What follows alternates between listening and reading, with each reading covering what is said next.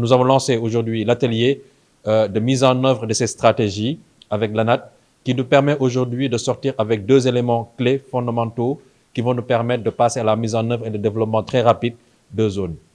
Aujourd'hui, l'objet de cet atelier, c'est d'identifier 5 zones prioritaires sur lesquelles nous allons travailler et surtout sortir avec une zone pilote qui va nous permettre très rapidement de montrer et de développer la stratégie de territorialisation qui prend en compte plusieurs facteurs, plusieurs clés, notamment l'existence d'une industrie locale, l'existence aujourd'hui d'une opportunité économique, l'existence d'infrastructures de connectivité, que ce soit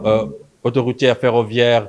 énergie ou accès à la communication, l'existence d'un marché local ou bien d'un marché international et effectivement l'existence des acteurs clés avec qui aujourd'hui nous pensons on doit pouvoir travailler pour accélérer le développement de certains territoires. Et à ce niveau-là, nous comptons aujourd'hui, l'APIX travaille en étroite collaboration avec l'ANAT, qui est aussi l'agence, qu'il faut le dire et il faut le répéter, c'est l'occasion de les féliciter et de les encourager. Aucun développement ne peut se faire sans une planification. Et on ne peut pas disposer d'une agence aujourd'hui comme l'ANAT qui dispose de tous les outils de planification économique et territoriale sans qu'aujourd'hui, nous, en tant qu'agence de promotion des investissements, qui veut accentuer le développement des territoires sans travailler avec eux pour justement identifier les fortes potentialités et les différentes créneaux qu'il faut développer. Et c'est à ce titre-là que nous lançons cet atelier, justement, qui va durer les 2 jours et qui va nous permettre très rapidement d'avoir une feuille de route pour passer maintenant sur le terrain parce que la prochaine étape, c'est véritablement d'aller sur le terrain et commencer les travaux d'aménagement afin d'attirer des investisseurs privés pour le développement des zones aménagées pour l'investissement. Et aujourd'hui, cet atelier montre pourquoi, à quel niveau la pertinence de la vision de nos plus hautes autorités coïncide avec aujourd'hui les problèmes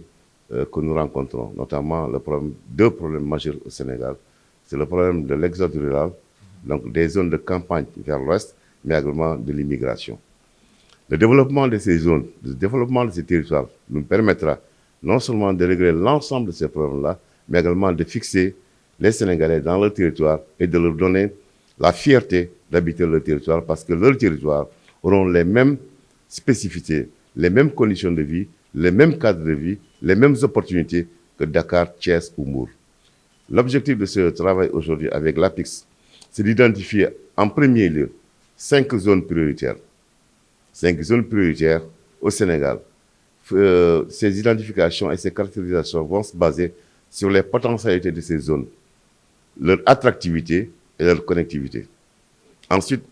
parmi ces 5 zones prioritaires qui vont être définies, nous allons identifier une zone pilote. Et comme l'a dit aujourd'hui le DG de l'APIX, nous avons déjà anticipé sur ces zones-là, car au niveau de l'ANAT, nous avons déjà un projet pilote, qui est le projet qu'on appelle la ZIAR. C'est la zone industrielle, le développement de l'industrie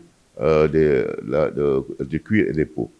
et qui va aller de Ngaï, Mekhe et Touba,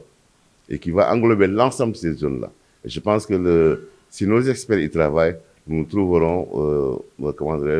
un modèle que nous pourrons dupliquer dans l'ensemble des zones identifiées.